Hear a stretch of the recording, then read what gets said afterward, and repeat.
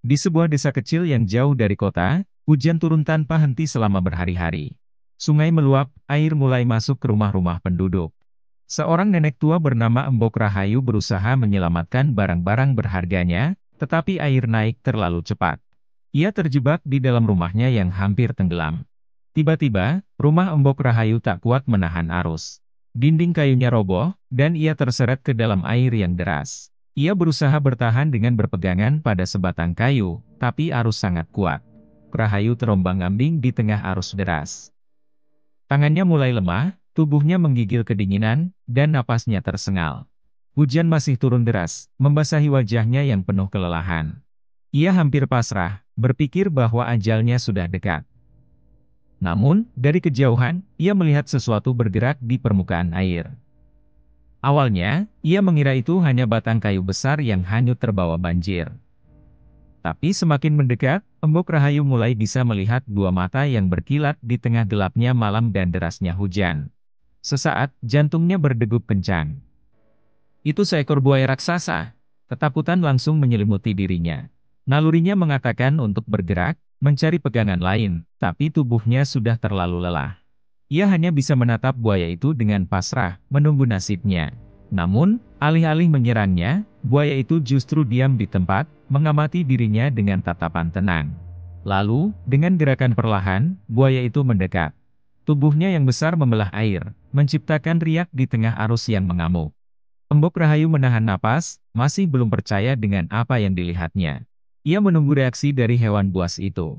Saat jarak mereka hanya beberapa jengkal, buaya tersebut tiba-tiba menundukkan punggungnya, seakan memberi isyarat. Embok Rahayu terkejut. Apakah ini pertanda agar ia naik ke punggungnya? Apakah buaya ini benar-benar ingin menolongnya? Dengan sisa keberanian yang ia miliki, nenek tua itu meraih punggung buaya. Jari-jarinya menyentuh sisik keras yang basah. Hatinya masih diliputi keraguan, tapi nalurinya berkata bahwa ia harus mempercayai makhluk ini. Dengan susah payah, ia mencoba naik ke atas tubuh buaya, tubuhnya yang lemah hampir tergelincir beberapa kali. Saat akhirnya ia berhasil duduk dengan mantap, buaya itu langsung bergerak perlahan, berenang melawan arus. Gerakannya sangat stabil, seolah-olah ia tahu bahwa makhluk kecil di punggungnya ini harus dijaga agar tidak jatuh. Embok Rahayu mendekap erat tubuh buaya itu, merasakan otot-otot kuat yang bergerak di bawahnya. Hujan masih turun deras, dan angin kencang masih menerpa, tapi untuk pertama kalinya sejak banjir menerjang, ia merasa ada harapan. Di sekelilingnya, puing-puing rumah dan pohon tumbang hanyut terbawa arus. Kadang-kadang, buaya itu menghindari kayu besar atau runtuhan rumah dengan gerakan yang sangat lincah, membuat Embok Rahayu semakin yakin bahwa ia benar-benar sedang ditolong. Dalam keheningan malam yang hanya diisi suara hujan dan arus air yang bergemuruh, Embok Rahayu membisikkan doa. Apakah engkau mengirim makhluk ini untuk menyelamatkanku? Buaya itu terus berenang, membawa nenek tua itu menjauh dari bahaya. Perjalanan mereka masih panjang, tapi Embok Rahayu kini percaya, keajaiban benar-benar ada di dunia ini. Rahayu masih menggigil di punggung buaya, tubuhnya basah kuyup dan napasnya tersengal. Angin kencang masih bertiup, membawa suara gemuruh air yang tak henti-hentinya meluap dari sungai yang telah kehilangan batasnya. Ia sesekali menoleh ke belakang, melihat desa kecilnya yang kini tenggelam dalam lautan coklat berlumpur. Buaya itu berenang dengan tenang dan mantap, tubuhnya yang besar membelah arus deras tanpa kesulitan. Embok Rahayu bisa merasakan setiap gerakan otot buaya itu di bawahnya, kuat dan terkendali, seolah makhluk ini sudah terbiasa menghadapi derasnya arus sungai yang meluap. Di sepanjang perjalanan, mereka melewati berbagai pemandangan mengerikan. Sebuah rumah kayu yang hanyut terbawa arus, dindingnya roboh dan atapnya hampir tenggelam sepenuhnya. Pohon-pohon besar tumbang, akarnya mencuat dari tanah yang terkikis. Sesekali, Embok Rahayu melihat perabotan dan benda-benda rumah tangga mengambang di air. Meja, kursi, bahkan boneka kain kecil yang entah milik siapa. Suara binatang terdengar samar-samar di kejauhan. Alam terasa kacau, seperti seluruh makhluk hidup sedang berjuang untuk bertahan di tengah amukan air. Embok Rahayu menggigit bibirnya. Ia merasa kecil dan tak berdaya di tengah kekuatan alam yang begitu besar. Namun, di saat yang sama, ada perasaan hangat di dadanya. Buaya ini, makhluk yang seharusnya menjadi predator berbahaya, kini menjadi penyelamatnya. Saat buaya berenang melewati hutan yang terendam, arus semakin kuat. Puing-puing tersangkut di antara pohon-pohon yang masih berdiri, menciptakan rintangan alami. Dengan gesit, buaya itu mencari celah di antara runtuhan. Tubuhnya yang besar bergerak lincah menghindari batang kayu yang mengapung. Beberapa kali, Embok Rahayu harus menunduk untuk menghindari ranting yang hampir menyentuh kepalanya. Mendadak, sebuah kayu besar terbawa arus dengan kecepatan tinggi, mengarah langsung ke mereka. Embok Rahayu menjerit dan bersiap menutup mata, takut mereka akan tertabrak. Tapi, dalam sekejap, buaya itu menyelam ke bawah air, membawa Embok Rahayu bersamanya. Air banjir yang dingin langsung menyelimuti tubuhnya. Ia menahan napas, merasakan sensasi tenggelam yang begitu mencekam.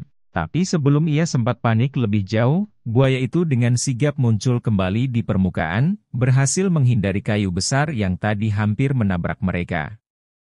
Embok Rahayu terengah-engah, matanya membelalak karena terkejut. Ia menatap buaya itu dengan kagum dan keheranan. Makhluk ini benar-benar tahu apa yang ia lakukan, pikirnya dalam hati. Perjalanan mereka masih panjang. Kemana buaya ini akan membawanya? Apakah mereka akan menemukan daratan yang aman? Namun, untuk saat ini, Embok Rahayu hanya bisa percaya. Setelah berjam-jam mengarungi banjir yang ganas, tubuh Embok Rahayu semakin lemah. Tangannya yang keriput masih mencengkeram erat tubuh buaya, meski jari-jarinya mulai mati rasa karena dingin. Hujan belum benar-benar reda, hanya menyisakan gerimis yang turun perlahan, sementara langit masih mendung kelabu. Buaya itu terus berenang dengan tenang, gerakannya tetap stabil meskipun arus di beberapa tempat masih deras. Mata Embok Rahayu mulai berat, kelelahan dan kantuk menguasainya, tetapi ia tetap bertahan. Ia tidak tahu kemana makhluk ini membawanya, tetapi nalurinya mengatakan bahwa ia harus percaya. Tiba-tiba, ia merasakan perubahan.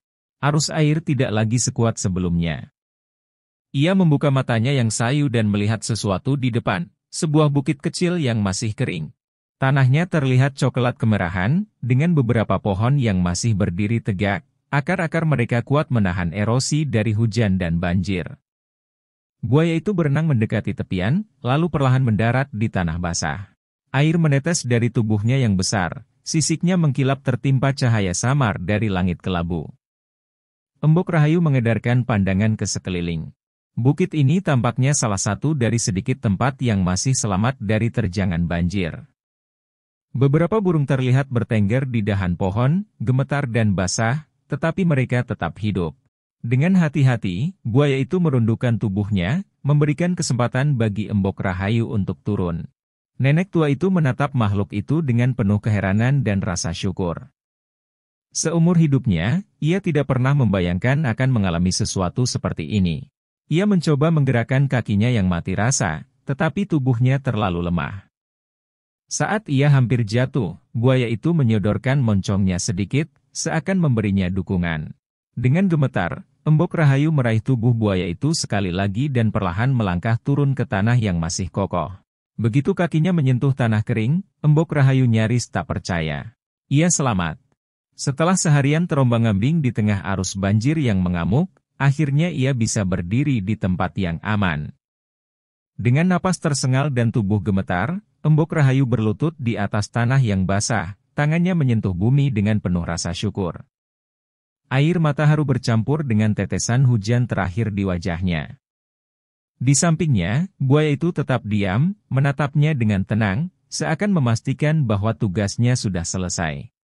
Embok Rahayu berbisik dengan suara serak.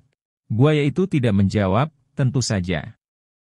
Tetapi di matanya, Embok Rahayu merasakan sesuatu, bukan sekadar insting hewan buas, tetapi sesuatu yang lebih dalam, sesuatu yang hampir seperti kasih sayang. Embok Rahayu menatap buaya itu dengan penuh rasa syukur. Ia menangkupkan tangannya sebagai tanda terima kasih. Buaya itu menatapnya sejenak sebelum kembali menyelam ke dalam air. Beberapa hari kemudian, banjir surut. Embok Rahayu kembali ke desanya dan menceritakan kisahnya kepada warga. Sejak saat itu, penduduk desa percaya bahwa buaya tersebut adalah jelmaan roh penjaga yang melindungi mereka.